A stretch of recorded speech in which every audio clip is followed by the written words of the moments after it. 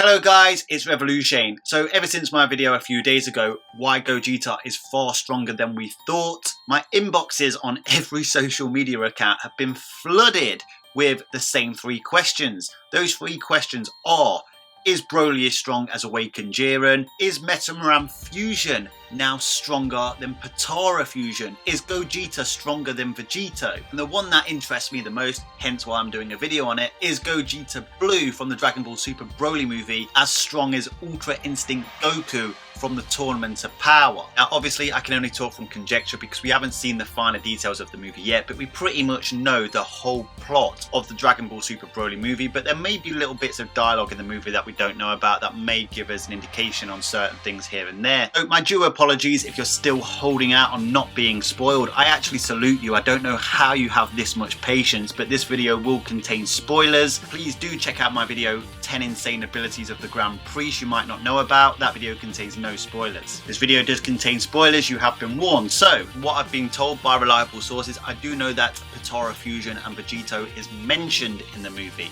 So I will do the video on Gogeta and Vegito once we know those finer details, but I feel like I can cover Ultra Instinct vs Gogeta now. However, we won't just be looking at raw power in this video, we'll look at some of the abilities that you gain from Fusion or Ultra Instinct in this video to determine whether one could gain an advantage over the other. We'll talk about all this in this video and try to come to a conclusion, but before we do so, a quick question.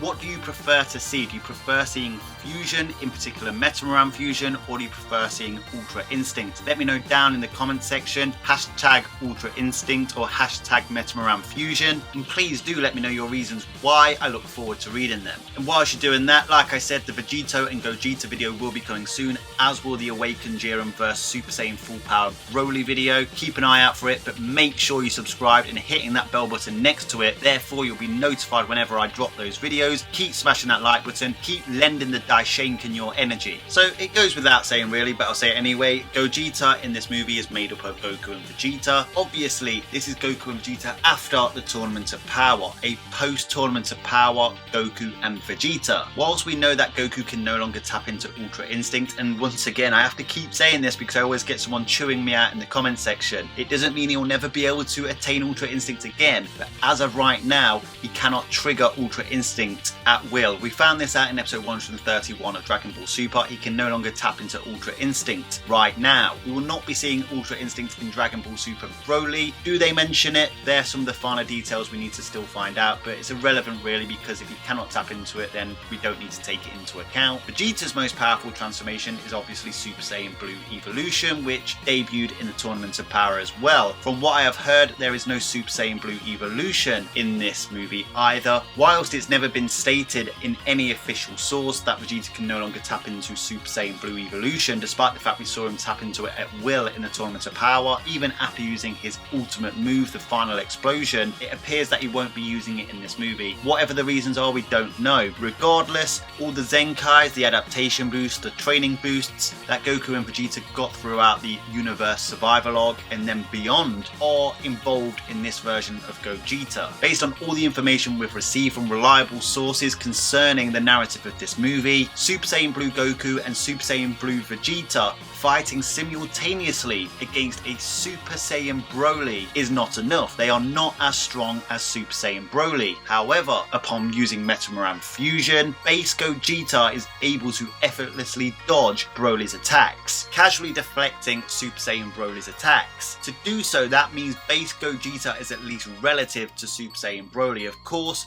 Gogeta then goes to turn Super Saiyan and fights Broly as a Super Saiyan himself, but obviously we know that Broly grows in power at an exponential rate during this movie. An incredible exponential rate if you ask me. I mean, in this movie, Broly goes from being weaker than base Vegeta to being able to fight against a Super Saiyan Vegeta and a Super Saiyan God Vegeta before unlocking his yellow-eyed base form, where he becomes too strong for even Super Saiyan Blue Goku. Then Goku and Vegeta start to fight against him simultaneously, and Frieza kills Paragus, triggering the Super Saiyan transformation for Broly, and once again, he is too strong for them, to the point where even Goku, yes Goku, can think of nothing but to flee the battlefield. So we've discussed this plenty of times in my videos before, but Super Saiyan Blue at a low ball is at least a 40,000 times base multiplier. However, you must remember Broly was initially weaker than base Vegeta, However, he becomes too strong that Goku doesn't even think of using Super Saiyan Blue Kaioken times 20 against Super Saiyan Broly. Broly has potentially grown at least 1,000,000 times in power in one battle. Insane. So that may explain Gogeta's thinking in base whilst turning Super Saiyan, because obviously Broly's still continuing to grow in power. We know that Broly then triggers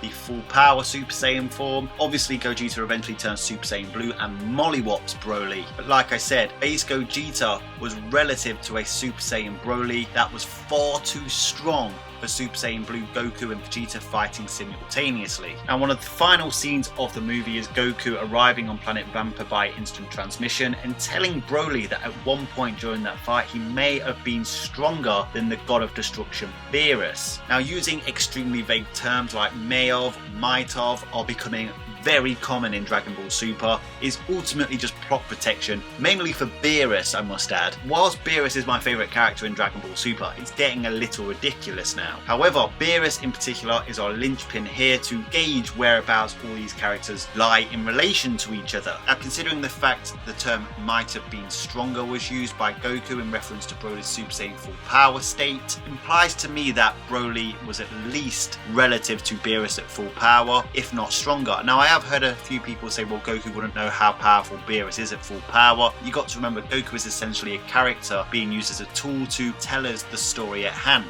Now, we know that this Super Saiyan full power Broly state was at least relative, if not stronger, than Super Saiyan Gogeta. Of course, Gogeta can turn Super Saiyan Blue. Now, we know that Super Saiyan 2 is twice as strong as Super Saiyan, as per the Super Exciting guides, and Super Saiyan 3 is 4 times Super Saiyan 2, thus being 8 times regular Super Saiyan. We don't know how strong stacked Super Saiyan God is, but we do know it's faster than the golden-haired Super Saiyan states, as per Whis in episode 104 of Dragon Ball Super. And we know in Dragon Ball, if you increase your ki, you increase all your combat abilities exponentially, not just one attribute. But without any official multiplier for Super Saiyan God as of yet, we can at least assume a low ball of twice as strong as Super Saiyan 3. And of course, it appears that Super Saiyan Blue is 50 times that of Super Saiyan God. Super Saiyan God turning Super Saiyan based on his fight with Super Saiyan K-Flight in the Tournament of Power in episode 115. And it must be noted that Gogeta is using Mastered Super Saiyan Blue, so even with my calculated figure of 40,000 times base for Super Saiyan Blue, and once again that's by no means an official multiplier for Super Saiyan Blue, just a lowball calculation that we can do presently, Super Saiyan Blue would at least be 800 times that of regular Super Saiyan. Gogeta Blue finesses Super Saiyan full power Broly, so you could argue Gogeta doesn't necessarily use his full power, but given that Super Saiyan full power Broly is somewhat relative to Super Saiyan Gogeta, or Super Gogeta if you will, therefore that means that version of Gogeta is somewhere relevant to Beerus at full power. Yes, Super Saiyan Blue Gogeta is stronger than Beerus. Actually, I just want to throw in a disclaimer there, because you never know, in the first episode of a new series they might be like, Beerus was hiding his full power yet again. It wouldn't surprise me, but based on the information we know, I'm quite confident Gogeta Blue is stronger than Beerus. Okay, let's move on to Ultra Instinct Goku from the Tournament of Power. So obviously there's a difference between Goku in the Tournament of Power as a Super Saiyan Blue and post Tournament of Power as a Super Saiyan Blue. He would have received Zenkai's adaptation boost and obviously training boosts from the time elapsed from the Tournament of Power to the Broly movie. However, Ultra Instinct in the Tournament of Power was far stronger than regular Super Saiyan Blue by quite a considerable distance. Now obviously Goku did use Super Saiyan Blue Kaioken times 20 in the Tournament of Power against a suppressed Jiren. It didn't even phase Jiren. Jiren was literally flexing. He even used the Super Saiyan Blue Kaioken times 20 Genki Dharma on Jiren. We don't know exactly how much stronger that Genki Dharma was than his regular Super Saiyan Blue Kaioken times 20 attacks, but once again it's safe to make a lowballed estimate of around twice as strong. That would essentially be 40 times Super Saiyan Blue in terms of attacking potency. We stated that it was that Genki Dharma's power that would essentially fuel Ultra Instinct Omen Phase 1. Super Saiyan K-Flight was stated by Whis in episode 116 to rival that Genki Dharma in terms of power, which is ultimately what triggered Ultra Instinct Omen Phase 2. We know that this trigger of Ultra Instinct Omen was stronger than the previous trigger of Ultra Instinct Omen. K-Flight would turn Super Saiyan 2, which as per the Super Exciting guides is twice as strong as regular Super Saiyan. So therefore, for Ultra Instinct Omen Phase 2 to at least compete with Super Saiyan 2 Kefla in terms of power, it would need to be nearly twice as strong. We do know that it was stated that if one of Kefla's final attacks hit Ultra Instinct Omen Phase 2 Goku, it could kill him. So he wasn't quite as strong. Regardless, we would see Ultra Instinct Omen Phase 3 fight against a full power Jiren. And Jiren wasn't even fussed by Super Saiyan 2 Kefla. Anyway, it's this version of Ultra Instinct Goku, Ultra Instinct Omen Phase 3. An image of this transformation appears in an article in the Jump magazine where Beerus states that Goku may have surpassed him using this transformation. However, it was referring to episode 129 of Dragon Ball Super, and at the end of Dragon Ball Super episode 129, Goku transformed into complete Ultra Instinct.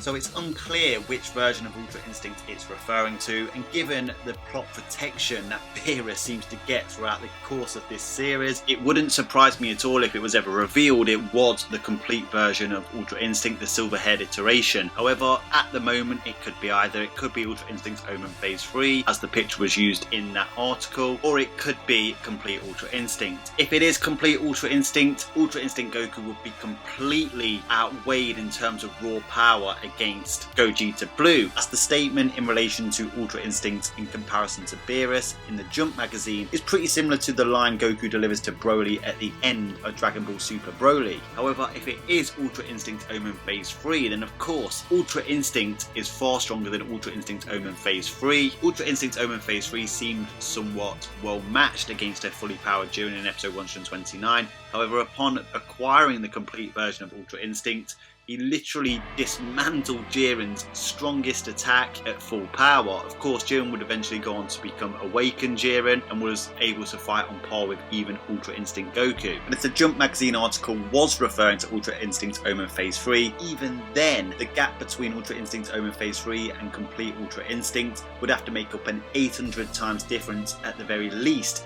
to be on par with Super Saiyan Blue Gogeta. However, if it was complete Ultra Instinct, then like I said, he is completely overpowered. However, Ultra Instinct isn't just about power. Mastery of self-movement grants the user the removal of the thought process that hinders speed. Now, the reason this gives the user a massive advantage is because these characters fight at massively faster than light speeds. When you have characters this fast, even taking off a nanosecond, even a zeptosecond could make a huge difference. So removing that thought process, the time delay that comes from the neurological system, the brain signals going from the brain to the different parts of the body is major. And of course there's the dodge hacks. Goku's body reacts for him and removes his body from harm at any possible occasion. Now, if you're attacking Goku with a big attack and you miss, you waste all that ki, all that energy, and Goku wastes barely anything because all he's done is dodge it. He's not had to deflect it with his own ki. So if you're not landing, you're wasting energy. And you could even say that Goku with Ultra Instinct has critical hit hacks. His body attacks at the optimum opportunity to land the most decisive blow possible. There's scarcely any wasted movement whilst using Ultra Instinct. So once again, depending on how you interpret that jump scan, whether it's Ultra Instinct Omen Phase 3 that's relative to Beerus or complete Ultra Instinct, I personally believe both cases are still outpowered in terms of raw power against Gogeta Blue. However, if it was Ultra Instinct Omen Phase 3, then I do believe his power is close enough for the rest of the abilities that come with Ultra Instinct to be able to compete with Gogeta Blue. However, Ultra Instinct does have a weakness, but it takes an incredible martial arts genius to be able to take advantage of those weaknesses. As we saw in the Tournament of Power, Awakened Jiren was able to land 6 blows in total, even on complete Ultra Instinct Goku. This was because he was able to use Ultra Instinct against Goku, because ultimately Ultra Instinct forces the user to have to dodge. A genius level opponent can use this to his advantage, just as Jiren did, often forcing Goku either into a corner where there was no escape, and even at times self-sacrificing, for example blowing up a ki blast whilst they were locked in a grapple. Awakened Jiren initially beat complete Ultra Instinct Goku, so you could argue that Gogeta is made up of 2 martial arts geniuses in Goku and Vegeta, and of course Goku's had Ultra Instinct before, whereas Vegeta's at least seen Ultra Instinct before, and they may know how Jiren was able to counteract Ultra Instinct. Gogeta would also be capable of using all of Goku and Vegeta's moves and then creating some of his own. However, it must be noted that whilst using Ultra Instinct, Goku was getting faster and faster and faster the longer he was in Ultra Instinct, and even at one point used a pure progress-like ability, like what the legendary assassin Hit used in the God of Destruction tournament, where he basically just decided he was going to increase his stats and abilities. Goku pretty much did the same thing after Jiren attacked his friends, though it must also be noted that this likely shortened Goku's time in Ultra Instinct and had a greater toll on his mortal body, which once again ultimately only lasted 30 to 45 seconds, not very long at all. So here's my take on the matter, and this isn't concrete, I'm not asserting this, I would like to know your opinions on this down in the comment section. I believe Gogeta Blue likely has a significant raw power advantage, given that he's made up of two martial arts geniuses in Goku and Vegeta. Whilst he'd initially struggle with Ultra Instinct, he has the guile and experience to eventually figure out how to counteract it, and of course he would have a wealth of techniques and abilities to use from Goku and Vegeta's arsenal of attacks and abilities. And even if Gogeta Blue couldn't land that decisive hit, it would most likely outlast Ultra Instinct Goku from the Tournament of Power anyway. So that's my thoughts on it. Let me know your thoughts. Do you agree or disagree with me? If you disagree with me, let me know why down in the comment section. If you agree with me, do you think a current Ultra Instinct Goku could beat Gogeta Blue? Looking forward to reading what you guys have got to say. Keep smashing that like button, keep lending me your energy, subscribe if you haven't subscribed. Until next time, Ad Astra.